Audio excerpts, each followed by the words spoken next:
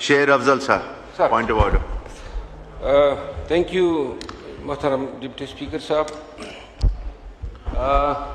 तलाल चौधरी साहब मौजूद हैं, उनकी मौजूदगी का फ़ायदा उठाते हुए दो तीन संजीदा गुजारिशात करना चाहता हूँ जो इस्लामाबाद से रिलेटेड हैं। इस्लामाबाद में डकैतियाँ हो रही हैं। एक आध डकैती में मिनिस्टर मौसूफ के नोटिस में लाया, और डकैती जो है कोई और नहीं कर रहे हैं, पुलिस वाले कर रहे हैं। जो केस में उनके नोटिस में लाया उसमें 2 करोड़ की डकैती शहरियों के साथ हुई थी, और इनके नोटिस लेने की वजह से उन डाकुओं ने जो गिरफ्तार हुए पुलिस के थानेदार थे, और उन्होंने पैसे जो हैं वापस किए। कुछ और 2 एसएचओज ने एक और डाका किया है, 10 करोड़ 17 लाख रुपए लूटे हैं। और ये डकैतियां जो हैं गुज़िश्ता 4 माह में मैं उनके नोटिस में लाया हूं। एक और इदारा है national cyber crime investigation agency, April 2025 में बना, लेकिन मुल्क में अंत मचा दी। मुल्तान हो, लाहौर हो, सिंध, कराची हो, हर जगह पे शहरियों के खिलाफ पैसे ईंटने के चक्कर में इतने बेबुनियाद मुकदमे बनाए।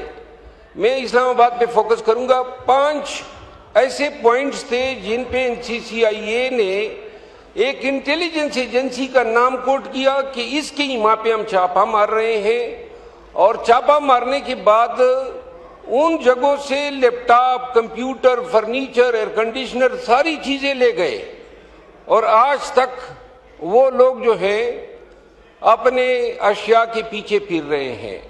ताज़ा तरीन जो वारदातें आज से 5 दिन पहले की है, 15 दिन कबल की वारदात हैं, जिसमें NCCIA ने एक इंटेलिजेंस एजेंसी को कोट करते हुए I9 के मरकज में एक प्रेमिसेस पे रेड किया, वहां 11 लोगों को गिरफ्तार किया। वो 11 लोग तो छूट गए, मुद्दई गया अदालत में और उसने कहा कि मैंने तो इन पे दावेदारी नहीं की है, जो मेरे मुल्ज़िम में उनको पकड़ा नहीं है, और जिनसे पैसे निकल सकते थे उनको पकड़ा है। मैं वजीर मौसूफ के नोटिस में ये देना चाहता हूं कि उस जगह से कल मैं खुद गया, वहां देखा ऊपर एक लिखा हुआ था कि this premises has been sealed by NCCIA। अंदर जो है सारा फर्नीचर, सारे कंप्यूटर और एयर कंडीशनर, रेफ्रिजरेटर, जनरेटर, ये सब NCCIA चोरी करके ले गई। अब गुजारिश है, ये डाकू हैं या ये इदारे हैं? और इस्लामाबाद में आए दिन रोडों की बंदिश है। ये हम जो पार्लियामान आते हैं, हमारा मेन रास्ता बंद है सिक्योरिटी के नाम पे। अब कानून का निफाज अगर इस तरीके से होना है, 41 जगहों पे नाके हैं इस्लामाबाद के अर्बन एरियाज में, लंबी लंबी कतारें बनी होती है, और ये नाके जो है खत्म ही नहीं हो रहे हैं। कोई आ गया, आपका पॉइंट आ गया बस। अच्छा जी, माइक खोलें, खत्म करें। मेरी ऑनरेबल मिनिस्टर से ये रिक्वेस्ट है कि ये जो 2-3 वाकयात हैं इस पे जरा काइंडली जवाब तलबी कर दें। अगर ये इदारे इस तरह करेंगे, पुलिस की वर्दी पहन के अपने ही शहरियों पे डाका डालेंगे, तो फिर कोतवाल एशार जब खुद डाकू होगा, और वो भी ये नहीं है कि कोई स्थान में हो रहा है, लकी मरवत में हो रहा है, एन इस्लामाबाद में हो रहा है। थैंक यू, शुक्रिया। तलाल साहब का माइक खोलें। सर, उसके बाद सर गुजारिश ये है साद वसीम साहब, जनाब स्पीकर, कि मरवत साहब ने इसी वाक़े का नोटिस में लेके आए मेरे, उसके बाद उस वाक़े के हवाले से जो पुलिस के ये शिकायत कर रहे हैं, दुरुस्त शिकायत कर रहे हैं कि कुछ पैसे किसी से लिए गए, वो ना सिर्फ पुलिस अफसरान गिरफ्तार हुए, चार्ज हुए, बल्कि ये किसी इस तरह की निशानदेही पर ज़ीरो टॉलरेंस है इस तरह की चीज़ों पे।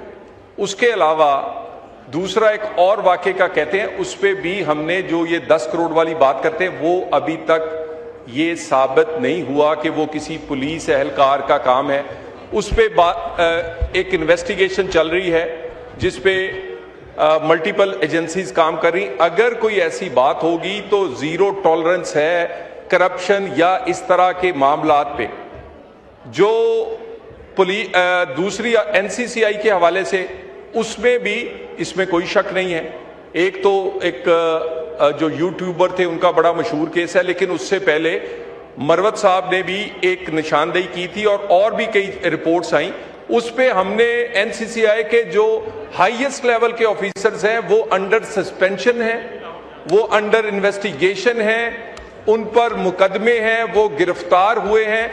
तो ये कह देना कि ये यहां पर कोई मादर पिदर आजाद या कोई हर कोई कुछ कर रहा है, ऐसी कोई बात नहीं। अगर और इसी डिपार्टमेंट्स के लोग अच्छा काम भी कर रहे हैं। देखें, यहां कॉल सेंटर्स हैं जो पूरी दुनिया में पाकिस्तान की बदनामी का बायस बन रहे हैं। जनाबे स्पीकर, कॉल सेंटर ऐसी जगह पर हैं कि जिस ऐसे गांव और ऐसे देहात और ऐसे रिमोट एरियाज में बनाते हैं जहां पर कॉल सेंटर होने का कोई तुक ही नहीं है। यानी जहां पर कॉल सेंटर बनाने का कोई हो ही नहीं सकता, ना वहां पढ़े लिखे ऐसे नौजवान हैं, आईटी स्पेशलिस्ट हैं, ना वहां कोई एनवायरमेंट है, ना वहां कोई यूनिवर्सिटी है। और ये मरवत साहब इसको वेरीफाई करेंगे, कबायली इलाकों तक बनाए गए। किस लिए? कि यहां से फाइनेंशियल फ्रॉड होते हैं, यहां पर मल्टी पल जो डिफरेंट नेशनलिटी आए हुए हैं जी, कई लोग वो करते हैं, पाकिस्तान की बदनामी का बायस बनते हैं। जो इस तरह के सेंटर्स हैं उस पे जरूर गिरफ्तार हुए पुलिस के थानेदार थे और उन्होंने पैसे जो हैं वापस किए। कुछ और दो एसएचओज ने एक और डाका किया है, 10 करोड़ 17 लाख रुपए लूटे हैं। और ये डकैतियां जो हैं गुज़िश्ता 4 माह में मैं उनके नोटिस में लाया हूं। एक और इदारा है national cyber crime investigation agency, April 2025 में बना, लेकिन मुल्क में अंत मचा दी। मुल्तान हो, लाहौर हो, सिंध, कराची हो, हर जगह पे शहरियों के खिलाफ पैसे ईंटने के चक्कर में इतने बेबुनियाद मुकदमे बनाए। मैं इस्लामाबाद पे फोकस करूंगा। 5 ऐसे पॉइंट्स थे जिन पे एनसीसीआईए ने एक इंटेलिजेंस एजेंसी का नाम कोट किया कि इसके इमा पे हम छापा मार रहे हैं। और छापा मारने के बाद उन जगहों से laptop, computer, furniture, air conditioner सारी चीजें ले गए। और आज तक वो लोग जो हैं अपने अशिया के पीछे फिर रहे हैं। ताज़ा तरीन जो वारदातें आज से 5 दिन पहले की है, 15 दिन कबल की वारदात हैं, जिसमें एनसीसीआईए ने एक इंटेलिजेंस एजेंसी को कोट करते हुए I9 के मरकज में एक प्रेमिसेस पे रेड किया, वहां 11 लोगों को गिरफ्तार किया। वो 11 लोग तो छूट गए, मुद्दई गया अदालत में और उसने कहा कि मैंने तो इन पे दावेदारी नहीं की है, जो मेरे मुल्ज़िम है उनको पकड़ा नहीं है और जिनसे पैसे निकल सकते थे उनको पकड़ा है। मैं वजीर मौसूफ के नोटिस में ये देना चाहता हूं कि उस जगह से कल मैं खुद गया, वहां देखा ऊपर एक लिखा हुआ था कि this premises has been sealed by NCCIA. अंदर जो है सारा फर्नीचर, सारे कंप्यूटर और एयर कंडीशनर, रेफ्रिजरेटर, जनरेटर, ये सब एनसीसीआईए चोरी करके ले गई। अब गुजारिश है, ये डाकू हैं या ये इदारे हैं? और इस्लामाबाद में आए दिन रोडों की बंदिश है। ये हम जो पार्लियामान आते हैं, हमारा मेन रास्ता बंद है सिक्योरिटी के नाम पे। अब कानून का निफाज अगर इस तरीके से होना है, 41 जगहों पे नाके हैं इस्लामाबाद के अर्बन एरियाज में, लंबी लंबी कतारें बनी होती है और ये नाके जो है खत्म ही नहीं हो रहे हैं। कोई आ गया, आपका पॉइंट आ गया बस। अच्छा जी, माइक खोलें, खत्म करें। मेरी ऑनरेबल मिनिस्टर से ये रिक्वेस्ट है कि ये जो 2-3 वाकयात हैं इस पे जरा काइंडली जवाब तलबी कर दे। अगर ये इदारे इस तरह करेंगे, पुलिस की वर्दी पहन के अपने ही शहरियों पे डाका डालेंगे, तो फिर कोतवाल शहर जब खुद डाकू होगा, और वो भी ये नहीं है कि कोई स्थान में हो रहा है, लकी मरवत में हो रहा है, एन इस्लामाबाद में हो रहा है। ठीक है, थैंक यू, शुक्रिया। तलाल साहब का माइक खोलें। सर, उसके बाद सर गुजारिश ये है साद वसीम साहब, जनाब स्पीकर, कि मरवत साहब ने इसी वाक़े का नोटिस में लेके आए मेरे उसके बाद उस वाक़े के हवाले से जो पुलिस के ये शिकायत कर रहे हैं, दुरुस्त शिकायत कर रहे हैं कि कुछ पैसे किसी से लिए गए, वो ना सिर्फ पुलिस अफसरान गिरफ्तार हुए, चार्ज हुए, बल्कि ये किसी इस तरह की निशानदेही पर ज़ीरो टॉलरेंस है इस तरह की चीज़ों पे। उसके अलावा दूसरा एक और वाक़े का कहते हैं, उस पर भी हमने जो ये 10 करोड़ वाली बात करते हैं, वो अभी तक ये साबित नहीं हुआ कि वो किसी पुलिस एहलकार का काम है। उस पर एक इन्वेस्टिगेशन चल रही है जिस पे मल्टीपल एजेंसीज काम कर रही। अगर कोई ऐसी बात होगी तो ज़ीरो टॉलरेंस है करप्शन या इस तरह के मामलात पे। जो दूसरी एनसीसीआई के हवाले से, उसमें भी इसमें कोई शक नहीं है। एक तो जो यूट्यूबर थे उनका बड़ा मशहूर केस है, लेकिन उससे पहले मरवत साहब ने भी एक निशानदेही की थी और भी कई रिपोर्ट्स आई। उस पे हमने एनसीसीआई के जो हाईएस्ट लेवल के ऑफिसर्स हैं वो अंडर सस्पेंशन हैं, वो अंडर इन्वेस्टिगेशन हैं, उन पर मुकदमे हैं, वो गिरफ्तार हुए हैं। तो ये कह देना कि ये यहां पर कोई मादर पिदर आजाद या कोई हर कोई कुछ कर रहा है, ऐसी कोई बात नहीं। अगर और इसी डिपार्टमेंट्स के लोग अच्छा काम भी कर रहे हैं। देखें, यहां कॉल सेंटर्स हैं जो पूरी दुनिया में पाकिस्तान की बदनामी का बाइस बन रहे हैं। जनाबे स्पीकर, कॉल सेंटर ऐसी जगह पर हैं कि जिस ऐसे गांव और ऐसे देहात और ऐसे रिमोट एरियाज में बनाते हैं जहां पर कॉल सेंटर होने का कोई तुक ही नहीं है।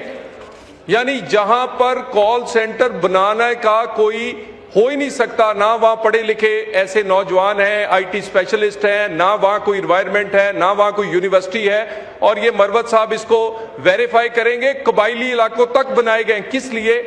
कि यहां से फाइनेंशियल फ्रॉड होते हैं, यहां पर मल्टीपल जो डिफरेंट नेशनलिटी आए हुए हैं जी, कई लोग वो करते हैं, पाकिस्तान की बदनामी का बायस बनते हैं। जो इस तरह के सेंटर्स हैं उस पे जरूर क्रैकडाउन जारी है, क्योंकि वो बदनामी का बायस भी बन रहे हैं और फ्रॉड भी कर रहे हैं।